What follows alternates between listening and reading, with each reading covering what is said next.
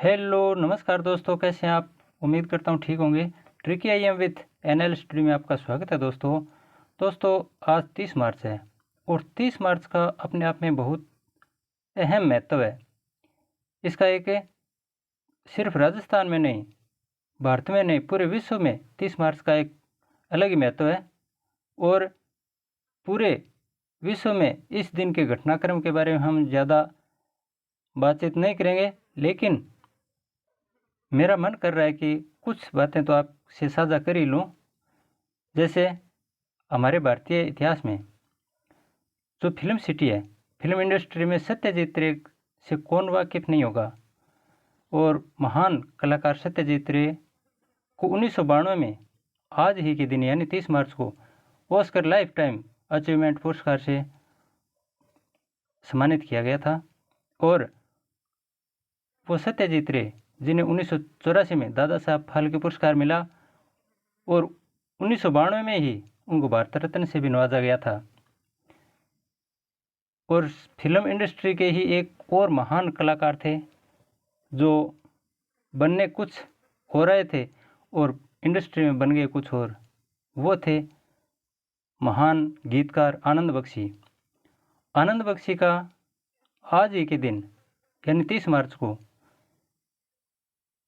निधन हुआ था दोस्तों। तो ये तो फिल्म इंडस्ट्री से संबंधित। इनके अलावा अमेरिका जैसा एक बहुत ही महान, अपने आप को महान शक्ति समझने वाला देश है, उसके राष्ट्रपति थे 1981 में रोनाल्ड रेगन। उन पर एक जानलेवा हमला हुआ था, वो भी 30 मार्च के दिन हुआ था। तो 30 मार्च का जब भी दिन आता है, अमेरिका अपने आप को पुरानी बातें याद करते हुए बहुत असमंजस महसूस करता है दोस्तों। और चौथी बात जो कि बहुत ही महत्वपूर्ण है हमारे लिए, राजस्थान के एकीकरण से संबंधित जो चौथा चरण था, जिसमें 72 राजस्थान संघ का निर्माण हुआ था, वो तारीख आज ही के दिन यानी 30 मार्च 1949 को 4 बड़ी रियासतें जोधपुर, जयपुर, जैसलमेर और बीकानेर रियासतें थी, उनका राजस्थान में विलय हुआ था। तो इस प्रकार है 30 मार्च का महत्व थोड़ा सा मैंने संक्षिप्त में गणित के साथ साथ यहाँ जीके से संबंधित भी साझा किया है। और राजस्थान का नाम आया तो राजस्थान से संबंधित कुछ कथन राजस्थान दिवस के उपलक्ष्य में आपके साथ मैं राजस्थानी भाषा से संबंधित कुछ कथन साझा करना चाहता हूँ दोस्तों। इसमें बुरा मत मानना दोस्तों, क्योंकि आखिर हमारी ये मारवाड़ भाषा है और मारवाड़ भाषा में राजस्थान दिवस के उपलक्ष्य में हम कह सकते हैं कि सोनेरी धरती अठे, सोनेरी धरती अठे चांदी रो आसमान, सोनेरी धरती अठे चांदी रो आसमान, रंग रंगीलो रस भरियो वो है मारो राजस्थान, रंग रंगीलो रस भरियो वो है मारो राजस्थान। और मारे राजस्थान रा थे लाडला नौजवान साथियों, जो भी तैयारी कर रहे हो थे खुद रे सागे चालनू सीख जाओ दोस्तों, थे खुद रे सागे चालनू सीख जाओ बेलीडो, भीड़ मत ही थाके लारे उब जाई। इन्हीं शब्दों के साथ चलिए शुरुआत करते हैं आज के इस पहले प्रश्न से। और हमने मैसेज से संबंधित यानी महत्वपूर्ण प्रश्नों की श्रृंखला में जो महत्तम समापवर्तक है उससे संबंधित कुछ इंपॉर्टेंट क्वेश्चन हमने पीछे हल कर लिए थे वीडियो में। आज लैसे से संबंधित यानी लघुत्तम समापवर्त्य से संबंधित क्वेश्चन हल करेंगे, जिसमें पहला सवाल ये देखिए, 24, 36 और 40 का लैसे ज्ञात कीजिए। 24, 36 और 40 जितनी भी आपको विधियाँ मैंने बताई हैं, उन विधियों में किसी भी विधि से आप हल कर सकते हैं।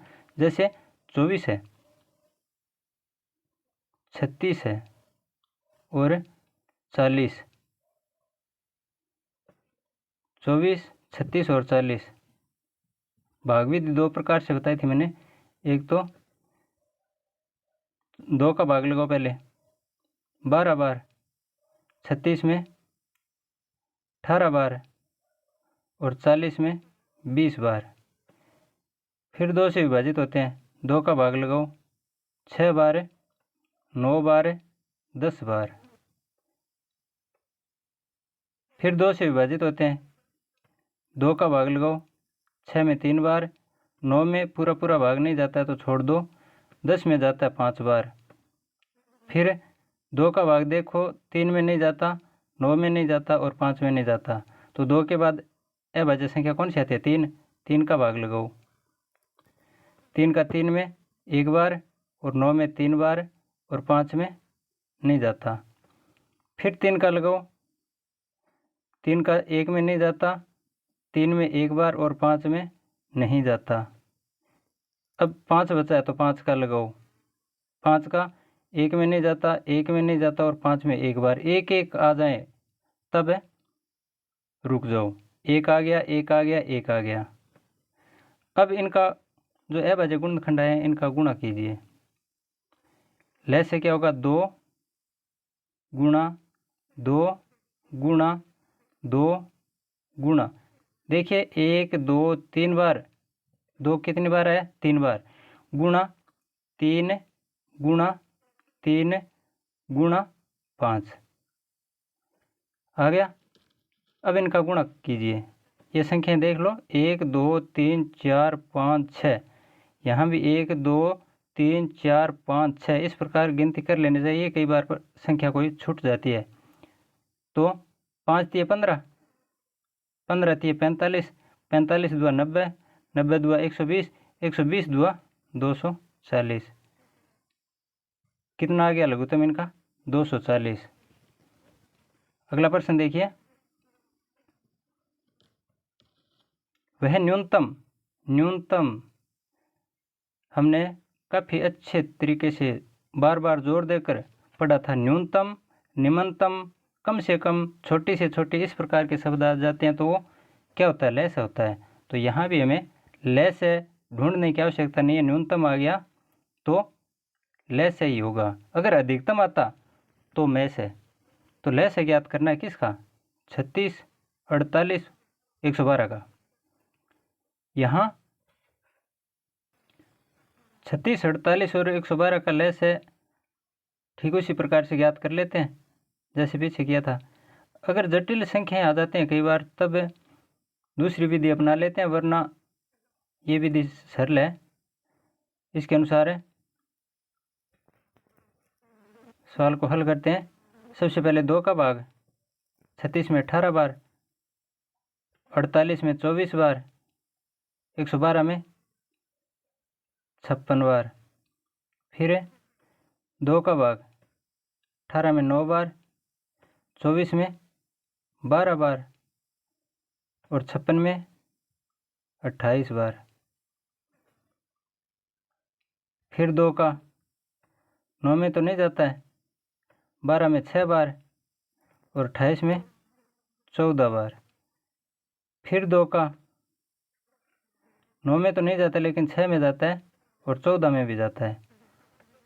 9 में नहीं जाता तो 9 लिख दो, 6 में 3 बार और 14 में 7 बार। यहाँ दोस्तों मैं एक बात और बता देना चाहता हूँ आपको कि मैं से में, इस विधि से अगर मैं से ज्ञात करना होता है तो पूरा पूरा भाग जब तक जाता है तब तक लगाते हैं, तीनों संख्या में जाना चाहिए। यहाँ 9 में भाग नहीं जा रहा था ना 2 का, फिर भी हम भाग लगा रहे हैं, लेकिन मैं से में ऐसा नहीं होता है। मैं से में सिर्फ तब तक लगाते हैं जब तक भाग पूरा पूरा तीनों संख्या में जाता है। अगर यहाँ नहीं जाता है तो रुक जाते हैं वहीं पर। अब देखिए 3 का भाग, 2 का 9 में नहीं जाएगा, 3 में नहीं जाएगा, 7 में भी नहीं जाएगा, किसका भाग लगाएंगे? 3 का। 2 के बाद अभाज्य संख्या कौन सी आती है? 3। 3 का 9 में 3 बार और 3 में 1 बार, 7 में नहीं जाता। फिर 3 का 3 में 1 बार, 1 में नहीं जाता और 7 में नहीं जाता। फिर 7 का भाग लगाओ, यहाँ 1, यहाँ 1 और यहाँ भी 1। जब लास्ट में 1 1 आ जाता है तब जाते हैं, तब रुक जाओ। अब इनका गुणा कीजिए। लय से बराबर गुणा क्या आता है 2 गुणा 2 गुणा, यहाँ लिख देता हूँ 2 गुणा 2, कितने आ गए 1 2 3 4, 1 2 3 4, फिर गुणा 3 गुणा 3, 3 कितनी बार है 1 2 बार, फिर गुणा 7 गुणा 7। अब इनका गुणा कर लेते हैं, 7 ये 21, 21 या 63, 63 दुआ 126, 126 दुआ 252, 252 दुआ 504 और 504 दुआ 1008, कितने आ गए 1008 हमारा लैस आ गया, लघुत्तम समापवर्ती आ गया। अगला प्रश्न देखिए, इनको अभाज्य गुणनखंड विधि से आपको जितने विधियां बताई हैं, 3 विधियां मैंने बताई थी, उनमें से किसी भी विधि से आप हल कर सकते हैं, कोई दिक्कत नहीं है।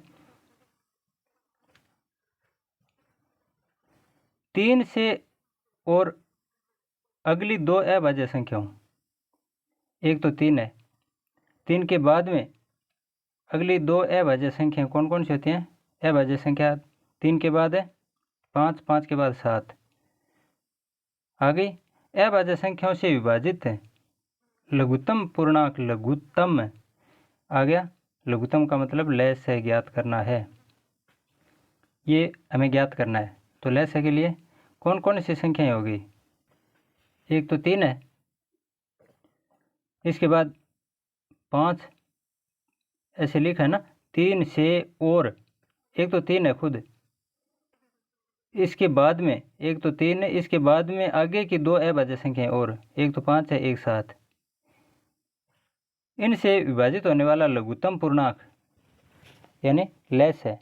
तो ये तीनों अभाज्य संख्याएं गुणनखंड और तो इसके होंगे नहीं, तब क्या करेंगे, इनका गुणा कर दो। 7 5 35, 35 दिया 105, लघुत्तम क्या आ गया 105। हमने जब ये प्रश्नावली शुरू की थी उस समय भी शुरुआत में हमने 2 लाइनें लिखी थी और पढ़ी थी कि अभाज्य संख्या होती है उनका गुणनफल लैस होता है। तो यहाँ उन्हीं लाइनों को सत्य सिद्ध करते हुए ये सवाल बनाया गया है कि अभाज्य संख्याएं 3 है, 5 है, 7 है, इनका लैस है, ज्ञात करना है। तो सीधा इनका गुणा कर दो, 7 5 35, 35 थी 105। क्यों? क्योंकि 5 के भी आगे अन्य गुणनखंड नहीं होते, 7 के नहीं होते, 3 के नहीं होते, ये तीनों की तीनों संख्याएं अभाज्य हैं इसलिए। अगला प्रश्न देखिए, x + 5 की स्क्वायर, x + 1 की क्यूब, x - 3, इन कोष्ठकों के बीच में कोई निशान नहीं है, इसका मतलब होता है गुणा। इनके बीच में कोई निशान नहीं है, इसका मतलब गुणा। एवं x + 1 ब्रैकेट बंद और दूसरा ब्रैकेट है x - 3 की स्क्वायर, फिर x + 5, इनका लैस क्या होगा? लैस से हो चाहे मैस से हो, हमने एक मैस में सवाल किया था महत्तम समापवर्तक में a की घात b की घात c की घात वाला, ठीक उसी प्रकार से ये सवाल है। x + 5, इसको आगे लिख लेते हैं, 2 व्यंजक हैं ये, यहाँ से शुरू होता है इस ब्रैकेट से और यहाँ तक एवं तक, इनके बीच में कोई निशान नहीं है। x + 5, जहाँ प्लस माइनस का निशान आता है उस जगह पद चेंज हो जाता है दोस्तों। यहाँ x के बाद प्लस आ गया तो ये पद चेंज हो गया। x + 5 ये 2 पद हैं, लेकिन दोनों पदों के बाहर कोष्ठक का निशान आ गया है। इस कोष्ठक के निशान का मतलब है कि कोष्ठक के अंदर दोनों पद बंद हो गए, इसलिए ये एक पद बन गया है। एक पद ये, इसी प्रकार ये भी कोष्ठक के अंदर बंद है, x + 1, ये भी एक पद, और एक कोष्ठक के अंदर x - 3 भी कोष्ठक के अंदर है। तो कहने का मतलब है ये भी बंद है, ये भी बंद है, ये भी बंद है। अब इनके बीच में कोई निशान देखो, इनके बीच में प्लस माइनस का निशान आ रहा है क्या? नहीं आ रहा, यहाँ कोई निशान नहीं है, इसका मतलब गुणा। यहाँ भी कोई निशान नहीं है दोनों कोष्ठकों के बीच में, इसका मतलब गुणा। तो कहने का मतलब यहाँ से लेकर यहाँ तक इनके बीच में प्लस माइनस का निशान नहीं है। ये प्लस माइनस के निशान जो हमें दिखाई दे रहे हैं ये ब्रैकेट के अंदर हैं, जो कि बंद हो चुके हैं, इसलिए उनको हम गिनती में नहीं लाएंगे। ये पूरा का पूरा एक पद बन गया, एक व्यंजक है ये। इसी प्रकार आगे दूसरा व्यंजक है x+1 x-3 x+5, वो दूसरा व्यंजक है। कुल मिलाकर 2 व्यंजक है यहाँ, और दोनों में हमें सार्व अनुपात है जो इन दोनों को विभाजित कर सके, वो गुणनखंड अलग करने हैं। वो हमारा क्या होगा, में से होगा। और इनमें सभी का गुणनफल जितने भी टुकड़े करने के बाद में भी जो बचते हैं उन सबको इकट्ठा कर लेने पर लय से आता है और घातांक के रूप में होते हैं। तब हमने शुरू में पिछले वीडियो में चर्चा की थी कि में से ज्ञात करना है तो छोटी से छोटी घात पकड़ो और लय से ज्ञात करना है तो बड़ी से बड़ी घात पकड़ो। ठीक उसी ट्रिक के अनुसार सबसे पहले तो हम इनको व्यवस्थित रूप से यहाँ लिख लेते हैं। ये संख्या पर्सन वाली संख्या मैंने यहाँ नीचे लिख दिया, दोनों व्यंजक है। x+5 की स्क्वायर ये यहाँ लिख दिया, x+1 लिख दिया, x-3 लिख दिया। ये तो एक व्यंजक हो गया। दूसरा व्यंजक है x+1। इन सवालों में एक जैसा कोष्ठक है, उनको हमेशा एक स्थान पर या एक सीध में रखने की कोशिश करनी चाहिए हमें, ताकि सवाल हल करने में सहूलियत रहे थोड़ी। x+1 यहाँ शुरू में है, लेकिन मैंने यहाँ x+1 के नीचे x+1 लिख दिया है। x+1 था, x+1 की घात 3 ऊपर वाले व्यंजक में, ठीक उसके नीचे लिख दिया मैंने। इससे कोई फर्क नहीं पड़ेगा, इसके नीचे लिख दिया। और x+5 है, ये x+5, ये x+5 के नीचे लिख दिया। और x-3 ये x-3 के नीचे लिख दिया। अब इनमें कौन कौन से कोष्ठक मिल रहे हैं पहले तो वो देखिए। यहाँ एक बात मैं और बता देना चाहता हूँ दोस्तों, गुणनखंड करते समय घातांक का जो मामला है, मैंने छोटी घात बड़ी घात ऐसे लिखा है ना, आपको समझाया है। एक की घात है 3 और एक की घात है 5। इनका लय से में से ज्ञात करते समय मैंने आपको बताया कि जो बड़ी घात होती है वो तो हमेशा लय से में लिखिए, और जो छोटी घात होती है वो में से में लिखिए। इसका मतलब क्या हुआ, इनके गुणनखंड करते हैं, एक ही घात 3 के गुणनखंड करते हैं। ये एक बार मैं समझाने के लिए लिखा है मैंने, ये इस सवाल से इनका कोई रिलेशन नहीं है। ये मैंने अलग से मानकर एक ही घात 3 और एक ही घात 5 दो अलग से एग्जाम्पल के रूप में मैंने ये मान लिए हैं। एक ही घात 3 का मतलब होता है ए को 3 बार लिखो, ए गुणा ए, ये एक ही घात 3। इसी प्रकार एक ही घात 5 है यहाँ, तो इसको 5 बार लिखो, ए गुणा ए गुणा ए गुणा ए गुणा ए। 1 2 3 4 5 5 बार लिख दी। ये पॉइंट का निशान लगाया ना मैंने, अगर बीजीय मान है उनके बीच में पॉइंट लगाते हैं तो इसका मतलब होता है गुणा, जबकि अंकों के बीच में पॉइंट का निशान लगाने पर वो दशमलव बन जाता है, अलग होता है। लेकिन ये बीजीय मान है, XYZ ABCD ये वाले होते हैं, इनमें अगर इनके बीच पॉइंट का निशान लगाते हैं तो इसका मतलब होता है गुणा। अब इनका गुणा करने पर एक ही घात 5 आ गया। अब देखिए दोनों में कॉमन आ रहा है, बड़ी से बड़ी संख्या का मतलब होता है में से।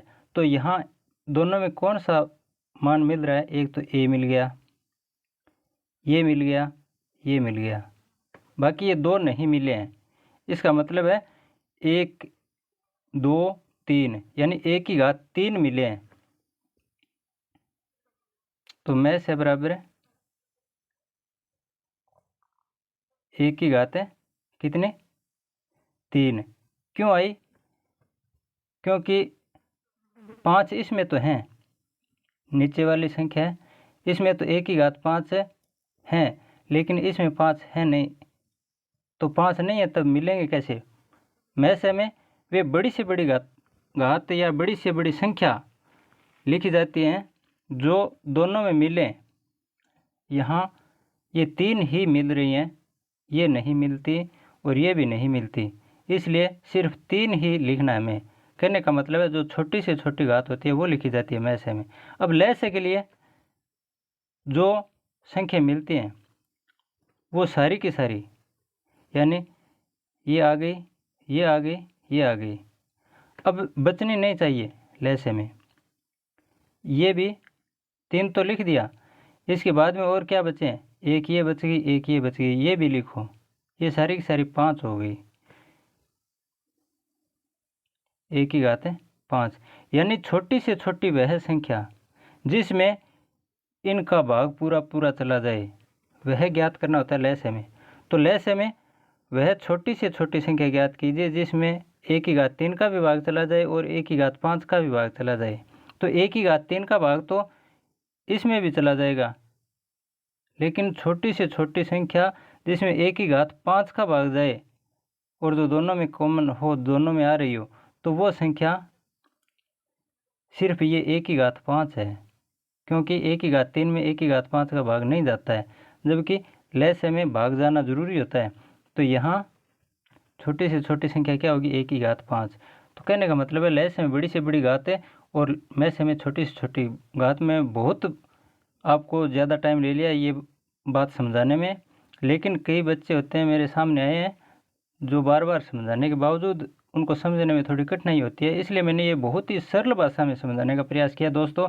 और मुझे उम्मीद है, मेरे को पूरी उम्मीद है कि आज के बाद ये कॉन्सेप्ट है ये आप जीवन में कभी नहीं भूलोगे। चलिए शुरुआत करते हैं अपने उस पिछले सवाल की तरफ दोबारा। हमें अब इसमें लय से ज्ञात करना है, तो मैं इसी सवाल के माध्यम से लय से और मैं से दोनों बता दूंगा। इनको क्रम से लिखने पर सबसे पहले x प्लस 1 लिखो। x प्लस 1 इसमें भी है, इसमें भी है, x प्लस 1, ये ब्रैकेट लिख दिया। जैसा ब्रैकेट है उसी प्रकार से लिखना, घात मत लिखो एक बार। फिर x प्लस x माइनस 3 ये लिख दो, x माइनस 3 लिख दिया। और फिर x प्लस 5 लिख दो, x प्लस 5 लिख दिया। ये मत सोचना कि यहाँ x प्लस 5 पहले और यहाँ मैंने बाद में लिख दिया, इससे कोई फर्क नहीं पड़ता है दोस्तों। 3 गुणा 4 लिखो या 4 गुणा 3, यहाँ बीच में कोई निशान नहीं है, इसका मतलब है गुणा है, तो गुणा करने पर कोई फर्क नहीं पड़ता है। 3 गुणा 4 12 होता है और 4 गुणा 3 भी 12 होता है।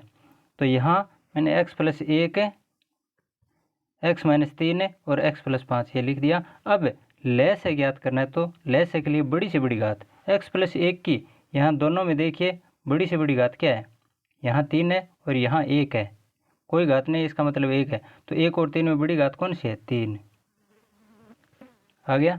इसी प्रकार x माइनस 3 देखिए, यहाँ कोई घात नहीं, इसका मतलब 1 और यहाँ 2, दोनों व्यंजकों में x माइनस 3 की घात बड़ी कौन सी है? 2, ये आ गया। इसी प्रकार x प्लस 5, इसमें 2 है, इसमें कोई घात नहीं, इसका मतलब 1, तो इन दोनों में कौन सी बड़ी घात है? ये। बस ये हमारा क्या आ गया? लेस है। तो फिर में से क्या होगा सर? चलो चर्चा करते हैं, में से क्या होगा इसका। तीनों लिख दो, तीनों मिल रहे हैं इसमें कॉमन, इसमें दोनों व्यंजकों में x प्लस 1 आ रहा है, लिख दिया। और क्या आ रहा है? x माइनस 3 भी दोनों में आ रहा है, इसमें भी है, इसमें भी है, और x प्लस 5 भी दोनों में है।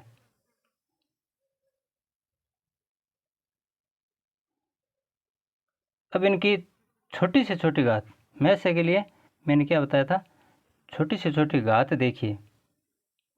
हालांकि संख्या वो बड़ी से बड़ी लिखी जाएगी, लेकिन घातांक के रूप में हमें छोटी घात लिखनी है। यहाँ x प्लस 1 है, इसकी छोटी से छोटी घात यहाँ 3 और यहाँ 1, तो 1 लिखा जाएगा, 1 को चाहे मत लिखो। इसी प्रकार x माइनस 3 की छोटी घात भी 1 है और x प्लस 5 की भी छोटी घात 1 है। कहने का मतलब x प्लस 1, x माइनस 3 और x प्लस 5 और तीनों ब्रैकेट में, ये हमारा क्या होगा? में से होगा। उम्मीद करता हूँ समझ गए। अगला प्रश्न देखिए, वह छोटी से छोटी संख्या, छोटी से छोटी अर्थात लय से ज्ञात करना है, लिखा हुआ नहीं मिलेगा लय से, जो 31 का गुणज है और उसे 15, 24 तथा 32 से भाग देने पर क्रम से 7, 10 और 13 शेष बचें, वह संख्या ज्ञात करो। कितने सरल सवाल हैं दोस्तों। इसमें छोटी से छोटी संख्या तो लेस है, आ गया। एक तो हमारे दिमाग में ये बात आनी चाहिए जो कि आ चुकी है।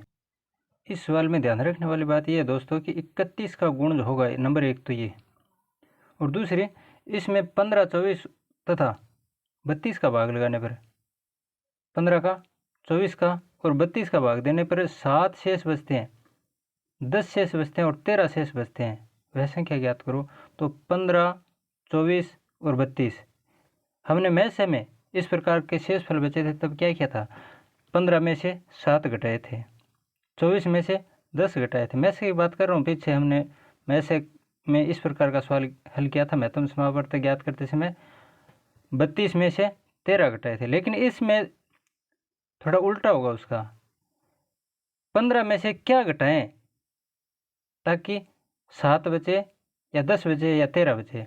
हम एक ऐसी संख्या रखेंगे जो, क्योंकि यहाँ लिखा ना 31 का गुण, एक ऐसा, इन तीनों में से एक ऐसा मान रखेंगे, ये 13 ले लेते हैं। 15 में से क्या घटाएं ताकि 13 आ जाए, 24 में से क्या घटाएं ताकि 13 आ जाए, 32 में से क्या घटाएं ताकि 13 आ जाए। कैसे, जैसे ये संख्या लिख रहा हूँ मैं 15, क्योंकि 15, 24 और 32 का भाग देना है, 15 में से कोई संख्या घटानी है, लेकिन वो संख्या कौन सी घटाएंगे ताकि उत्तर 13 आ जाए, ये शेष बच रहा है ना।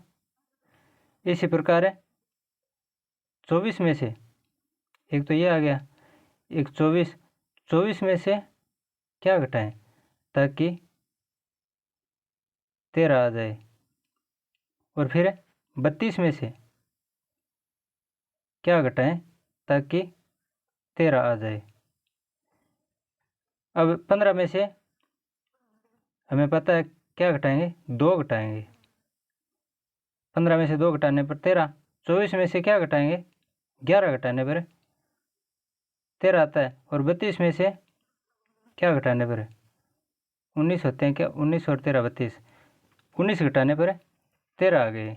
यानी 15 में से 2 घटाया, 24 में से 11 घटाया और 32 में से 19 घटाया, और सभी का उत्तर 13 आ रहा है, एक जैसा मान आ गया। अब 15, 24 और 32 का लय भी ज्ञात कर लेते हैं एक बार हमें। 15, 24, 32 का लय सीधा लय ज्ञात करना अब आपको आने लग गया है। बताओ मेरे को क्या होगा।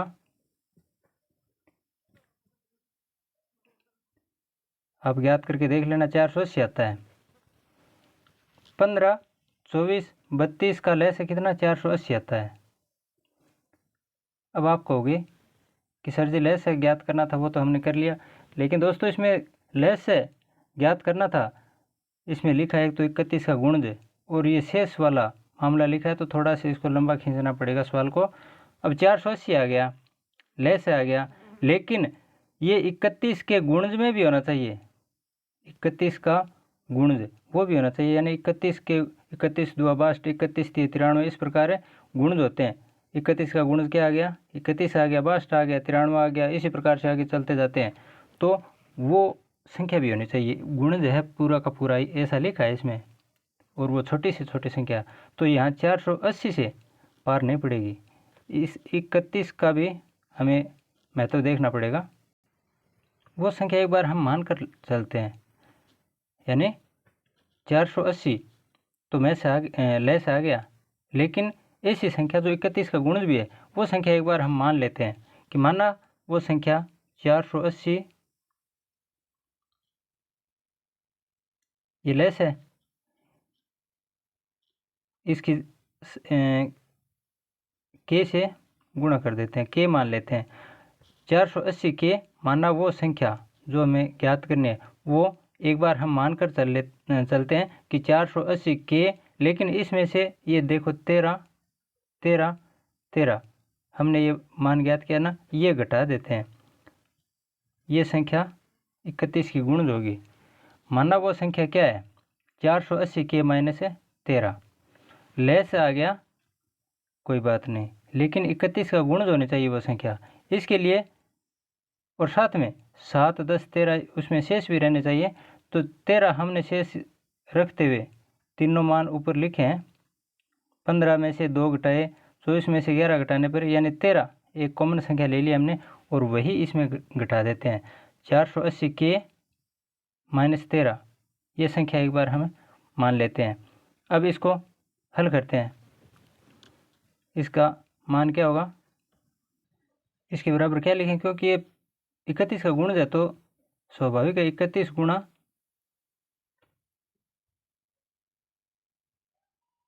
और 15 से हल कर रहे थे 15 के, 31 गुणा 15 के और इसमें जोड़ देते हैं फिर 15 के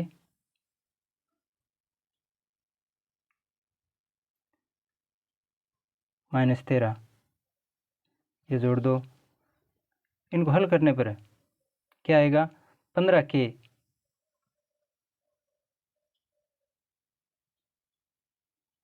माइनस 13 है ना, ये प्लस नहीं है फिर बराबर है, क्योंकि 480 के माइनस 13 बराबर 31 का 15 से गुणा करो 465 के, अपक्षांतरण करते हैं तो 480 के और ये 465 इस साइड में आएंगे तो माइनस के 465 के और माइनस 13 ये बचे हैं बराबर क्या बचा 0। अब ये 465 है, 480 में से 465 घटाने पर कितने बचते हैं 15 के और माइनस के, यानी ये तो 480 में से 465 के घट गए, 15 के बचे और माइनस के 13। इस प्रकार 15 के माइनस 13 ये बराबर है।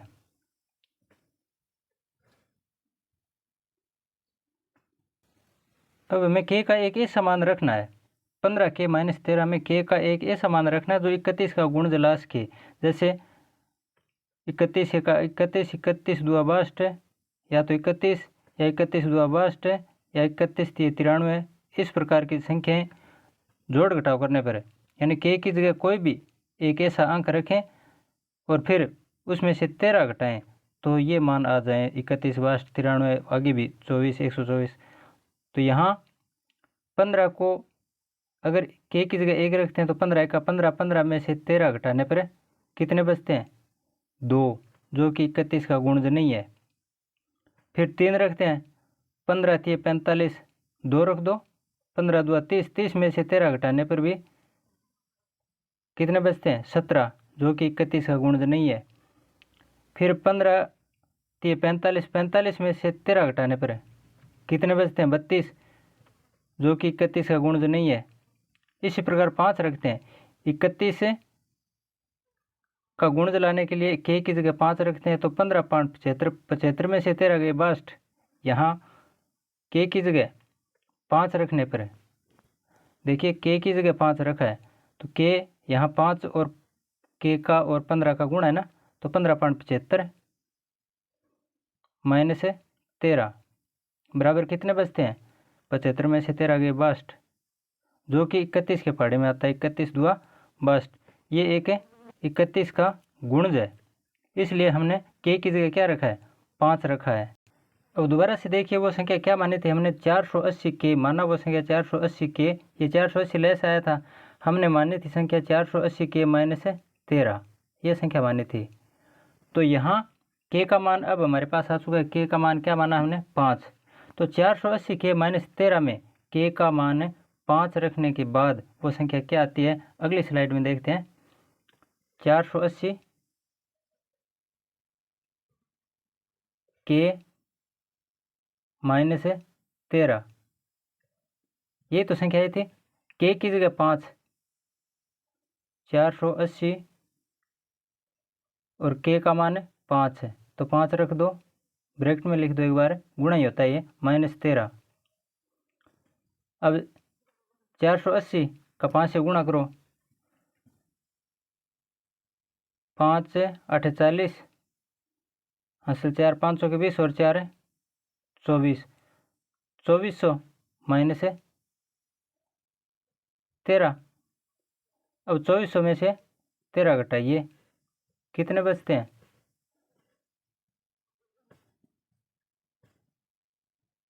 10 में से 3 गए 7, और फिर 9, 9 में से 1 गया 8, यहाँ 3 बचे और ये 2, अर्थात हमारी संख्या क्या आ गई? 2387। ये उत्तर होगा। तो इस प्रकार के सवाल आते हैं तो थोड़ा सा गहराई में जाने की आवश्यकता होती है, लेकिन फिर भी मैं आपको बता देना चाहता हूँ कि अगर समझ में कम आया है तो दोबारा से रिवीजन कर लो, इसका थोड़ा सा अभ्यास कर लीजिए, 2 बार 3 बार देख लीजिए, सवाल को आराम से समझ में आ जाएगा, ज़्यादा कठिन नहीं है। अब अगला प्रश्न देखते हैं।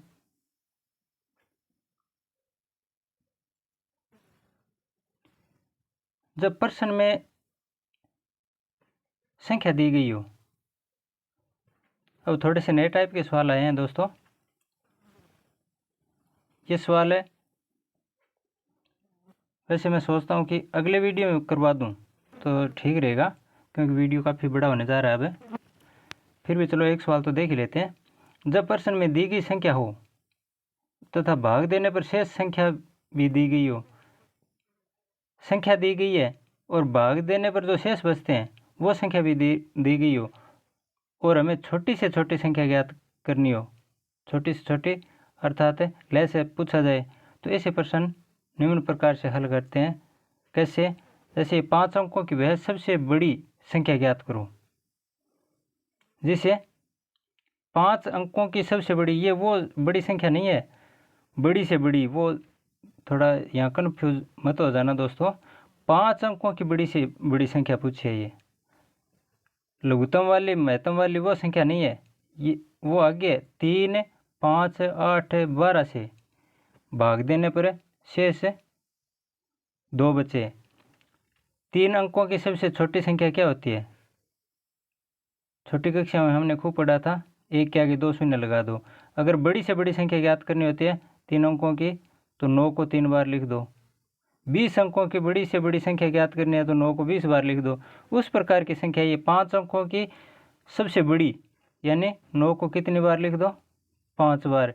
ये 5 अंकों की बड़ी से बड़ी संख्या होगी, लेकिन इसमें आगे क्या जोड़ दिया है कि 3 5 8 12 का भाग देने पर हर हालत में 2 शेष बचे, तब क्या होगा? उसके लिए हमें 99,999 नहीं लिखना है, ये कॉन्सेप्ट भी क्लियर होना चाहिए कि 3 5 8 12 से भाग देने पर शेष 2 भी बचने चाहिए। इस प्रकार की संख्या है वो। हाँ, इससे बड़ी नहीं होगी, 99,999 से बड़ी नहीं लिखनी है, छोटी हो सकती है, 99,999 भी हो सकती है, इससे 1 2 कदम नीचे भी हो सकती है। इस प्रकार की संख्या लिखनी है, यानी 99,999 से ज़्यादा दूर भी नहीं है वो संख्या। तो इसके लिए हम क्या ट्रिक अपनाएंगे? सबसे पहले तो 3 5 8 12 इनका लय से ज्ञात कर लेते हैं। 3 5 8 और 12 का लय से क्या होगा?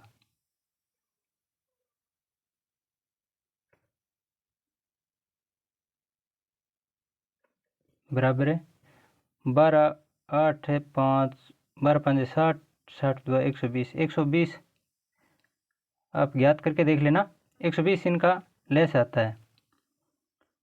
अब ये संख्या 5 अंकों के 99,999, ये 5 अंकों की सबसे बड़ी संख्या है। इसमें 120 का भाग लगा कर देखते हैं। अगर 120 का भाग लगाने पर शेष बचता है या नहीं बचता है, पूरा पूरा चला जाता है, इसका पता चल जाएगा। अगर 13 शेष बचता है या 20 शेष बचता है, तो वो जो शेष बचा है वो 99,999 में से कम कर देंगे, तब वो पूरी की पूरी संख्या आ जाएगी जो 120 से विभाजित होती है। तो यहाँ 99,999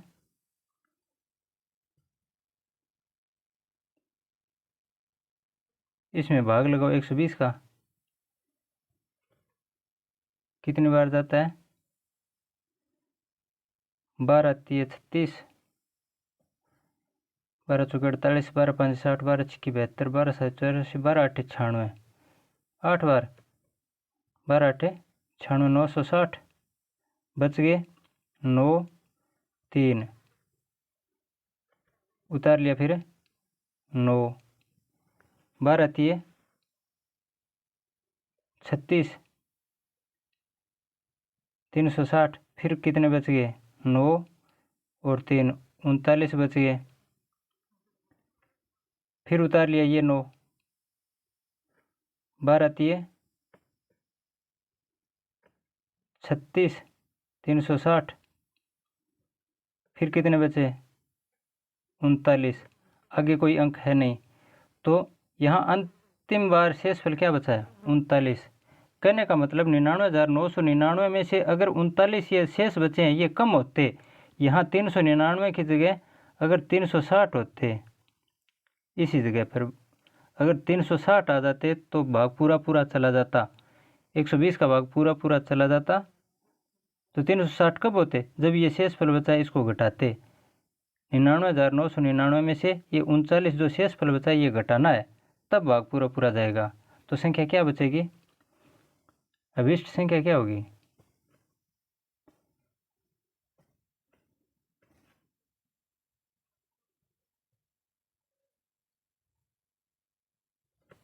$99,999, इसमें से घटा दो ये 39,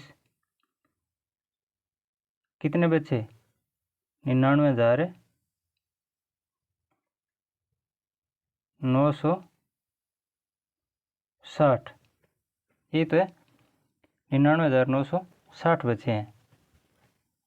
ये संख्या अगर होती है तो 120 का पूरा पूरा भाग चला जाएगा, लेकिन यहाँ अंत में एक और जोड़ दिया है, से भाग देने पर 2 शेष बचता है, अब शेष और बचता है 2, तो वो शेष ये तो पूरा पूरा चला गया 99,960 आगे कब, जब 2 शेष नहीं बचा, लेकिन शेष कब बचेगा जब इससे बड़ी होगी संख्या, 99,960 से 2 बड़ी होगी यानी 962 होगी, तब 120 का भाग लगाने पर 2 शेष बचेंगे।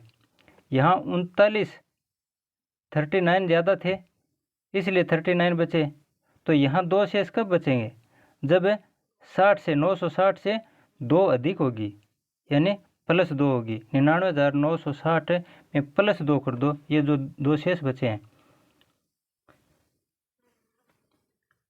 99,960 +2 बराबर 99,962, ये संख्या आएगी दोस्तों। इस प्रकार से हम मुख्य लघुत्तम समापवर्ती से संबंधित ये कुछ प्रश्न हल करके आए हैं, इनका थोड़ा सा रिवीजन कर लेना आप दोबारा से, और 4-5 प्रकार के बहुत ही सरल प्रश्न है, सरल तरीके के प्रश्न है, ये जो अभी बताया ये थोड़े से जटिल प्रश्न होते हैं, लेकिन अभ्यास से ये सरल बन जाते हैं, कोई ज़्यादा दिक्कत नहीं आएगी, और परीक्षा के नज़दीक आने पर इनसे संबंधित मैं अभ्यास भी करवा दूंगा, और 15-20 प्रश्न इस प्रकार के करवा दूंगा, चिंता नहीं करें। अब आज के लिए बस मैं यहाँ विराम देना चाहता हूँ। अगर वीडियो अच्छा लगे तो आप लाइक और शेयर ज़रूर करना दोस्तों, ताकि मेरे को भी थोड़ा प्रोत्साहन मिले। धन्यवाद। जय हिंद।